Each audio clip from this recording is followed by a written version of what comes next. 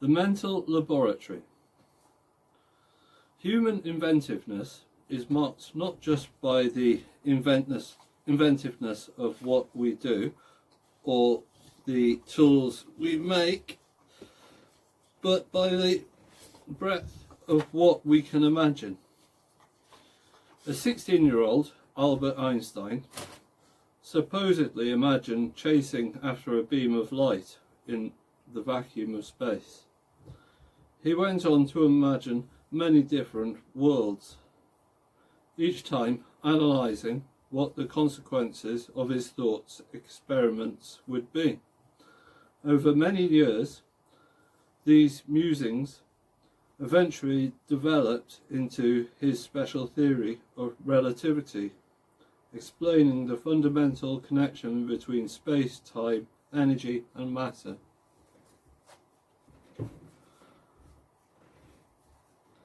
The theory had to wait for another 100 years for experimental evidence to confirm that his initial insights were on the right track.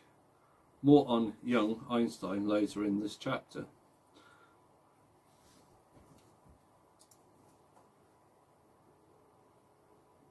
So thought experiments can permit us to draw new conclusions about the way the world works without direct experience. We have already met this idea when exploring the role of pretend play in counterfactual thinking. Recall that counterfactual thinking is the ability to entertain an idea as if it were true, but you know that it isn't. We saw that those children who are especially good at pretend play are also good at counterfactual reasoning. Buxbaum, et al. 2012. The idea is that pretend play provides a mental training ground for reasoning about and learning from imagined scenarios that can later be applied to real ones. If you can imagine the future, you will be better prepared for it. One of the best predictors of the future is what happened in the past. There is evidence that the more children remember about the past, the more fine-grained are their predictions of the future. For example, Wang and colleagues, 2014, asked European Americans and Chinese Americans between the ages of 7 and 10 years of age to talk about past and future events.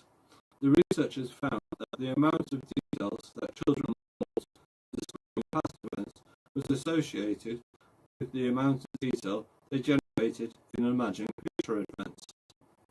Key points. Children capitalize on personal experience when imagining and might happen in the future. What might happen in the future? Recall that young children have difficulty understanding the difference between what is hard to imagine and impossible, and what is to imagine but nothing less possible.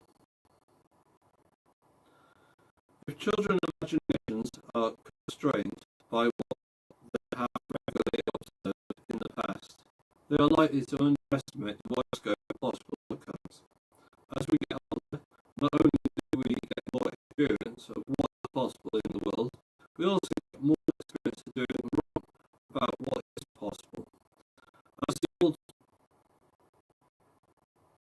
criticism goes, predictions are risky, especially about the future. So as children develop, they become less confident. They can rule out unlikely events that they have been wrong about the impossibility of things before. Key point: as children experience truth, they get better at acknowledging the impossible events are still possible, and their prediction about what is impossible might be wrong. Imaginary worlds. The common view is that in the imaginary worlds that children create, anything is possible. But is that right? Let's take a look at an imaginary play. research has revealed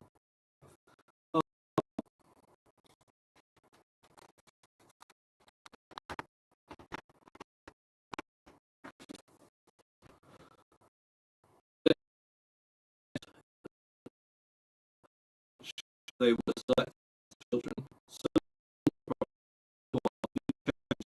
of history, but others do not. Looking at genius from the other end of the result is a similar story. Being an adult genius is no guarantee of an exceptional childhood. Copernicus, Rembrandt, Bach, Newton, Beethoven, and Da Vinci all notably distinguished children, with little hint of the masterminds that were to become. Throughout this book, I've seen many examples of the importance of early experiences in predicting later outcomes. So what is going on here? One possibility is that we are looking at two different sorts of skill in children and adults.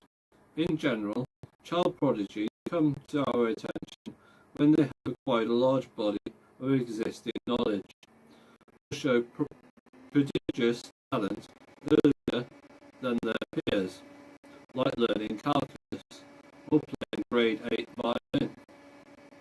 By contrast, we expect adult geniuses to break new ground, invent something, or force us to look at the world radically different.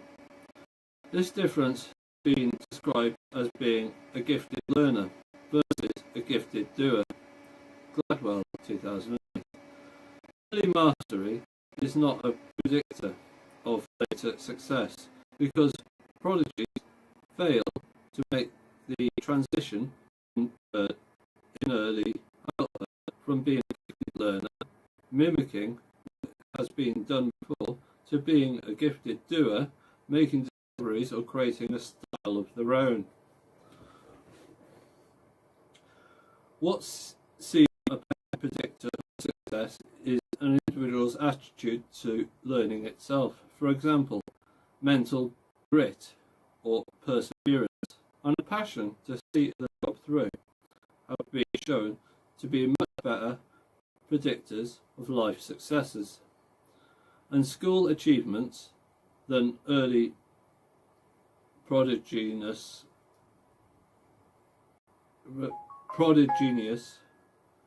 Duckworth et al. 2007. The poster boy for genius, Albert Einstein, was a famous late bloomer.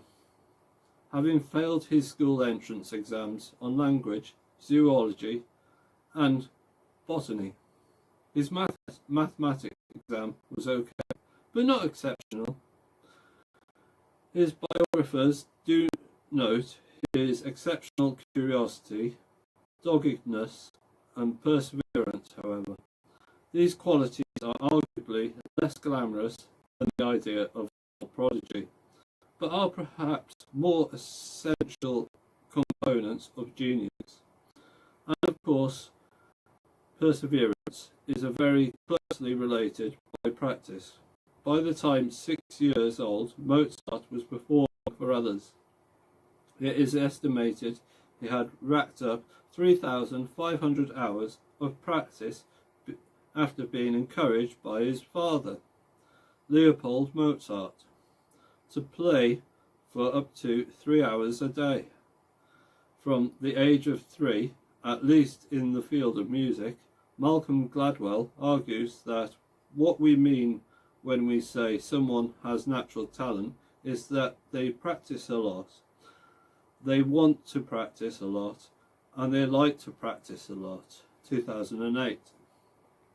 To be clear, it is not that just anyone could be a Mozart if they practiced more, or that be merely being more persistent you will turn into next Einstein. The abilities of individuals do matter, but a proportion of what we call innate talent might be a predisposition for grit, extreme stamina, focus and long-term effort. traits that show a degree of heritability. Rimfield et al. 2016. What this grit is applied to: playing chess or piano, doing maths, or speaking multiple languages, results from a combination of factors, e.g. having a dad like Mozart who pushes a child in one direction, and the lottery of experience, e.g. a teacher who by chance happens to give a flute to one child to practice and the violin to another.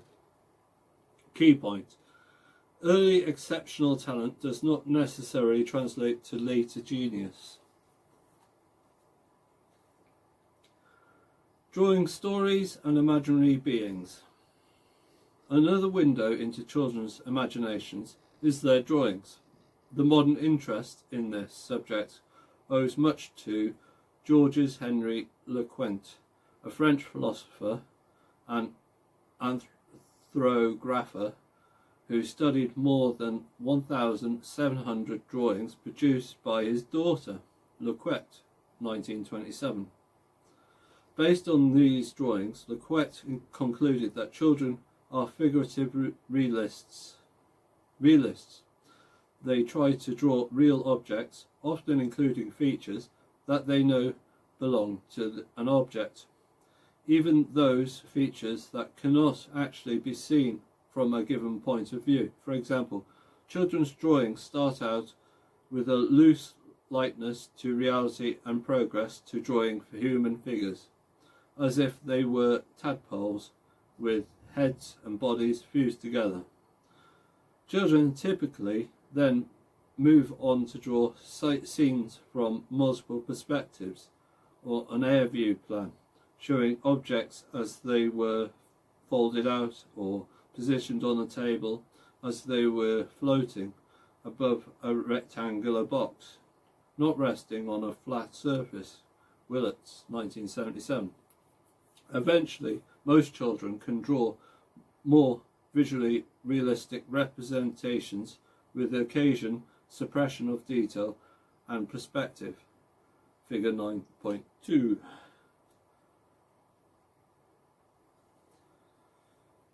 A developmental sequence of children's drawings. The bird drawing of a 2.5-year-old, tadpole people of a 3.5-year-old, a 7-year-old girl drawing of a man in a boat and a man on a horse, a 10-year-old visually realistic drawing.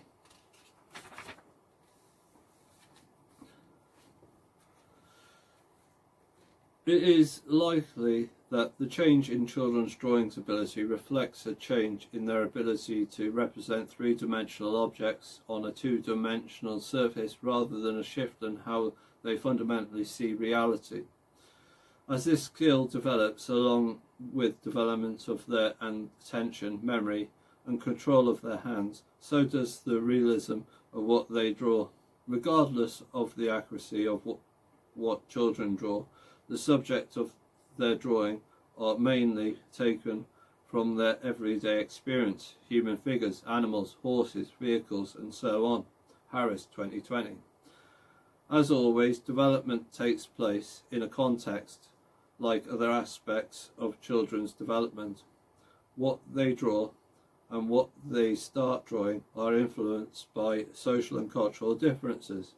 For example, in China, a culture with a long artistic tradition and difference of authority, children receive systematic drawing instructions from an early age, and so are relatively more adept at drawing the major themes of Chinese art, goldfish, birds and flowers, at an earlier age than children not steeped in the tradition. Go Long, 2002.